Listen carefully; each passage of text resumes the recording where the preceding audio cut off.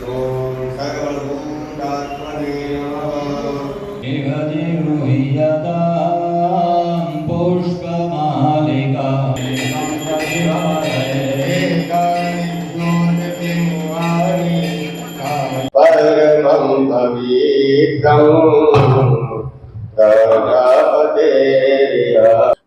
આ ઊંચાઈ અને આ સ્વરૂપ ધરાવતું શિવલિંગ એ ભારતમાં આમ પ્રથમ, પરંતુ કાશ્મીર અને કેદારને સાથે રાખીએ તો ત્રીજા નંબરનું સમગ્ર ભારતમાં આ ત્રીજા નંબરનું સ્ફટિકલિંગ છે।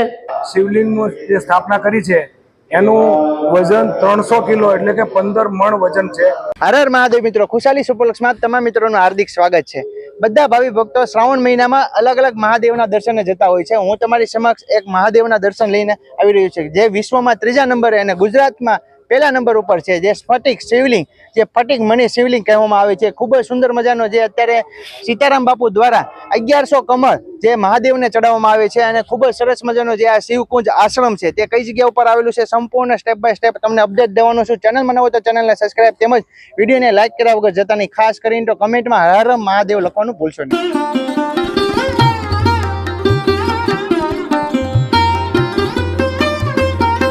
આ જગ્યાના એડ્રેસની વાત કરું તો ભાવનગરથી અધેવાડા જે ઝાંઝરિયા હનુમાનજી દાદા છે ત્યાંથી થોડાક જ દૂર આ આશ્રમ આવેલો છે। અંદાજિત આશરે જે 8 એકરમાં આ જે આશ્રમ જે ફેલાયેલો છે, અને શરૂઆતમાં આપણે જોઈએ તો અહીંયા યજ્ઞકુંડ, ઘણા બધા યજ્ઞશાળાઓ છે, અને અહીંયા ખૂબ જ સુંદર મજાનું વિશાળ જે મંદિરનું સરસ મજાનું ડેકોરેશન કામ કરવામાં આવેલું છે। અને અત્યારે મહાદેવને સીતારામ બાપુ દ્વારા 1100 કમળ દ્વારા જે તેમની વિધિ ચાલી રહી છે। તો ચાલો આપણે તેમના સાક્ષાત દર્શન કરીએ।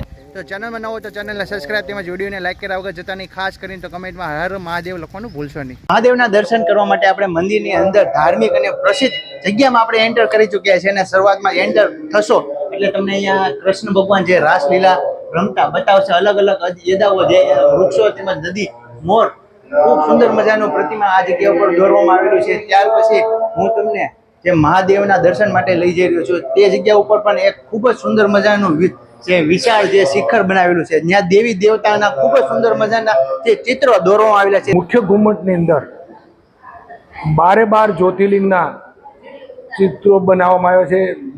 પછી નવ દુર્ગા અને 3 મહાસતીના પણ ચિત્રો મૂકવામાં આવ્યા છે।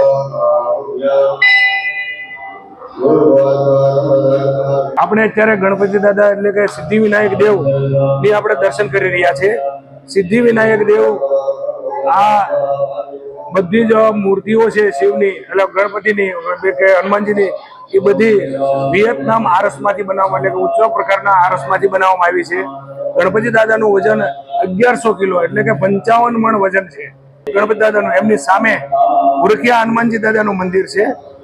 એમનો દાદા જે સ્વામી આપણા જે ગુરુ સીતારામ બાપુ, એમની એક આસ્થાનું કેન્દ્ર ઉરખિયા હનુમાનજી દાદા, એટલા માટે અહીંયા પણ હનુમાનજી દાદા જે સ્થાપિત આપણે કરવામાં આવ્યો છે, મૂર્તિ સ્થાપિત કરવામાં આવી છે, એનું નામ ભૂરખિયા હનુમાનજી દાદા રાખવામાં આવ્યું છે।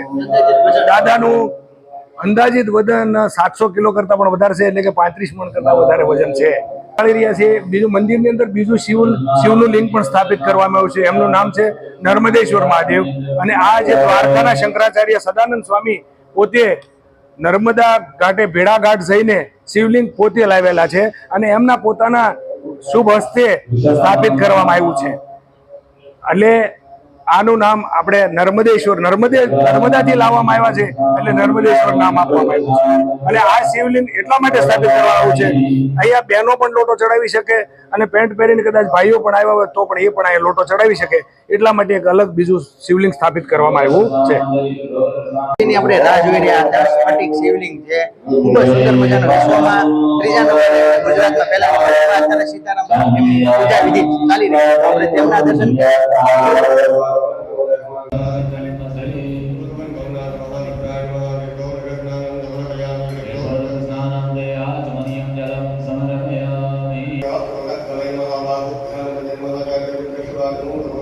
ભવનાથ મહાદેવ સ્ફટિકનું શિવલિંગ અહીંયા સ્થાપિત કરવામાં આવ્યું છે, જે એક જાતનું કિંમતી મણી કહેવામાં આવે છે। જેમ કે હીરો, સોનું, રૂપો, જે કિંમતી ધાતુ, એમ આ એક કિંમતી મણી છે। અને જે આપણે શિવલિંગનું જે સ્થાપના કરી છે એનું વજન 300 કિલો એટલે કે 15 મણ વજન છે.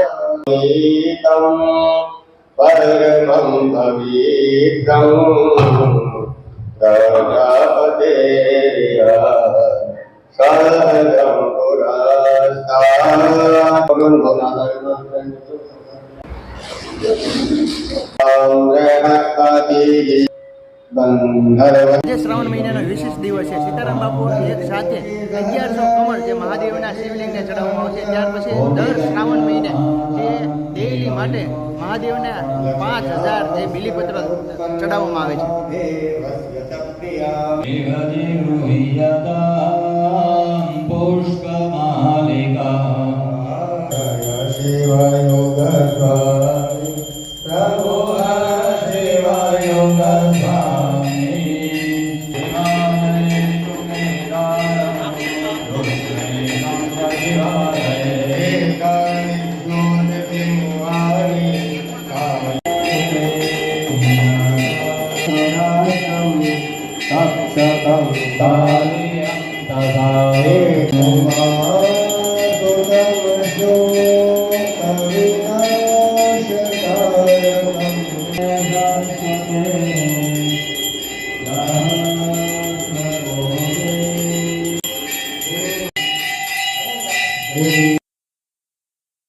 આ સ્ફટિક શિવલિંગ મંદિરની સ્થાપના ગઈ ફેબ્રુઆરીની 24, 25, 26 3 દિવસ આનો પ્રાણ પ્રતિષ્ઠા મહોત્સવ કરવામાં આવ્યો છે. અને આ મંદિરની તમામ મૂર્તિઓને પ્રતિષ્ઠા દ્વારકાના શંકરાચાર્ય પીઠાધિપતિ સદાનંદ સ્વામીના હસ્તે કરવામાં આવેલ છે.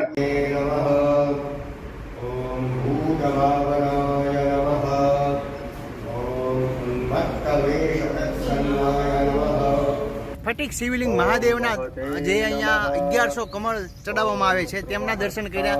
તો હવે જઈ રહ્યા છીએ આપણે જ્યાં અત્યારે પવિત્ર શ્રાવણ માસ ચાલી રહ્યો છે, તો સરસ મજાની પ્રસાદીની પણ વ્યવસ્થા કરી છે.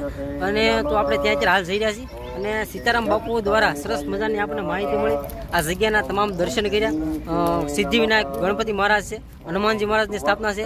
ત્યારબાદ જે સ્ફટિક જે પથ્થરમાંથી જે બનાવેલી વિશાળ એક શિવલિંગ કહેવાય, એમના પણ આપણે દર્શન કરીને ધન્યતા અનુભવી છે. ત્યાર પછી આ આશ્રમ જે 8 એકરમાં 8 વીઘામાં જે ફેલાયેલો છે તે આશ્રમનું નામ છે શિવકુંજ આશ્રમ. ખૂબ જ સુંદર મજાનો અને ખૂબ જ વિશાળ છે. અને અહીંયા જે ડેઈલી માટે દરરોજ બપોરે અને સાંજે જે પ્રસાદીની વ્યવસ્થા કરવામાં આવેલી છે. અને મિત્રો તમે મારી પાછળ બેક સાઈડમાં જોઈ રહ્યા છો કે આખા મંદિરના પરિસરની અંદર ઘણા બધા વૃક્ષો વાવેલા છે. ત્યારબાદ નાનકડી એવી ગૌશાળા પણ છે અને અત્યારે એક વિશાળ આશ્રમ બનાવેલો છે, ત્યાં પ્રસાદ માટેની વ્યવસ્થા છે. તો તે તમને વિડીયોમાં બતાવવાનો પ્રયત્ન કરું છું. વિડીયોમાં છેલ્લે સુધી જોડાઈ રહેજો. ચેનલમાં ન હોય તો ચેનલને સબસ્ક્રાઇબ તેમજ વિડીયોને લાઈક કર્યા વગર જતાની ખાસ કરીને કમેન્ટમાં હર હર મહાદેવ લખવાનું ભૂલશો નહીં. શ્રાવણ મહિનાની હાલ પૂરતી અહીંયા ખૂબ જ સુંદર મજાનું જે ભોજન પ્રસાદ માટે અહીંયા જે વ્યવસ્થા કરવામાં આવી છે, મંડપ નાખવામાં આવેલા છે. ત્યાર પછી આશ્રમની વાત કરીએ તો આ રીતના ખૂબ જ વિશાળ અને સરસ મજાનું ધાર્મિક અને પ્રસિદ્ધ આ સ્થળ છે. અને આ જગ્યા ઉપર જે પ્રસાદી બનાવવા માટેની વ્યવસ્થા થયેલી છે સંપૂર્ણ. અહીંયા કુબેર ભંડાર છે, જઈ રહ્યા છીએ કુબેર ભંડાર તરફ. અને અહીંયા ખૂબ જ સુંદર મજાની જે અહીંયા પ્રસાદ જે બનાવવામાં આવે છે તેની સંપૂર્ણ અહીંયા જો લાડવાનો પ્રસાદ બની રહ્યો છે. અને મિત્રો ખૂબ જ વિશાળકાય છે કુબેર ભંડાર. અહીંયા આગળ તમે જોઈ રહ્યો છો પ્રસાદી છે તે અત્યારે હાલ પેકિંગ થઈ રહી છે. જે અહીં અત્યારે દર્શનાર્થી જે આવતા હોય ભક્તજનો, તેમના માટે પ્રસાદીને આ રીતે પેકિંગ અત્યારે અગત દ્વારા થઈ રહ્યા છે. અને ખૂબ જ વિશાળ ભંડાર છે, જેમાં ઘણો બધો જે કાસો જે સામાન છે એમનો સ્ટોક કરવામાં રાખ્યો છે. લોટ છે, ત્યારબાદ તેલ છે, એવું અલગ અલગ બધું જે કાસું મટીરિયલ છે ભંડારની અંદર હાલ આપણે જોઈ રહ્યા છીએ.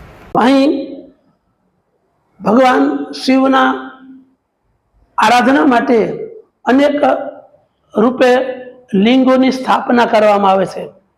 સૌ પ્રથમ પાર્થિવ લિંગ માટીનું બનાવી અને જેણે જેણે ભજન કર્યું, તપ કર્યું, ચંદ્રથી લઈ અને ધૂસમાં સુધી, તો એ 12 જ્યોતિર્લિંગ કહેવાયા. એ પાર્થિવ લિંગની પૂજા કરી શિવને પ્રસન્ન કર્યા અને શિવ પ્રગટ થયા, એ કથા છે. ભારતમાં 12 જ્યોતિર્લિંગ છે.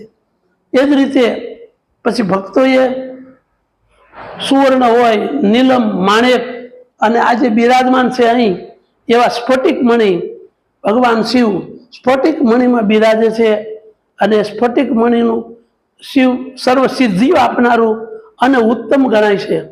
તો એવા સ્ફટિક મણિની સ્થાપના અમે 15 વર્ષ સુધી પાર્થિવ લિંગની પૂજા કરી અને ત્યાર પછી યોગ એવો થયો કે મંદિર બન્યું અને ગુરુદેવે સ્ફટિક લિંગ આપેલું. ત્યારથી સંકલ્પ હતો કે સ્ફટિક લિંગ સ્થાપના થાય તો સારું. વર્તમાન શંકરાચાર્ય દ્વારકાના પૂજ્યપાદ સદાનંદ સ્વામી મહારાજ એમને મેં વાત કરી સ્ફટિક લિંગની મળી જશે, ભૂમિપૂજન થયું ત્યારે. ત્યારથી સંકલ્પ હતો, પરંતુ શાસ્ત્રોની રીત પ્રમાણે, શિલ્પશાસ્ત્ર પ્રમાણે આ 13 ફૂટનું ગર્ભગૃહ છે. એનીથી 3 ગણી ઊંચાઈ, 39 ફૂટ શિખર, એટલે એના માપ પ્રમાણે 27 થી 33 ઇંચનું શિવલિંગ જોઈએ. અને સ્ફટિક મણી એ 27 ઇંચને બદલે 31.5 ઇંચની ઊંચાઈ અને 19.5 ઇંચની જાડાઈ ધરાવતો એ જયપુરમાંથી એ પ્રાપ્ત થઈ ગયું. એક અલૌકિક ઘટના છે. આપણા ભાગ્યમાં આવે તો જ આવું આ પ્રાપ્ત થાય. આ શિવ સ્વરૂપે એ સ્ફટિક મણી પધાર્યા છે, ત્યારે એ સ્ફટિક મણીની પૂજા કરી આપણે ધન્ય થઈએ, પાવન થઈએ. ઉપરાંત આવું સ્ફટિક મણી લિંગ કાશ્મીરમાં 4 ફૂટની ઊંચાઈ ધરાવતું રઘુનાથ મંદિરમાં છે એવું કહેવાય છે. કેદારનાથમાં બીજી જગ્યાએ કોઈ શંકરાચાર્ય સ્થાપેલું એ પણ 30 ઇંચનું છે. રાજકોટમાં રતનપર પાસે માનસ મંદિર છે, ત્યાં કહેવાય છે 2 ફૂટનું છે. પરંતુ આ ઊંચાઈ અને આ સ્વરૂપ ધરાવતું શિવલિંગ એ ભારતમાં આમ પ્રથમ, પરંતુ કાશ્મીર અને કેદારને સાથે રાખીએ તો 3જા નંબરનું, સમગ્ર ભારતમાં આ 3જા નંબરનું સ્ફટિક લિંગ છે, જે દર્શનીય છે અને સેંકડો જીવોનું કલ્યાણ કરનારું, સિદ્ધિ આપનારું એવું આ સ્ફટિક મણીમાં ભગવાન શિવ બિરાજા છે. તો એની પૂજા કરી અને પાવન થઈએ, આપણા મનુષ્ય દેહને સાર્થક કરીએ. જય ભોળાનાથ.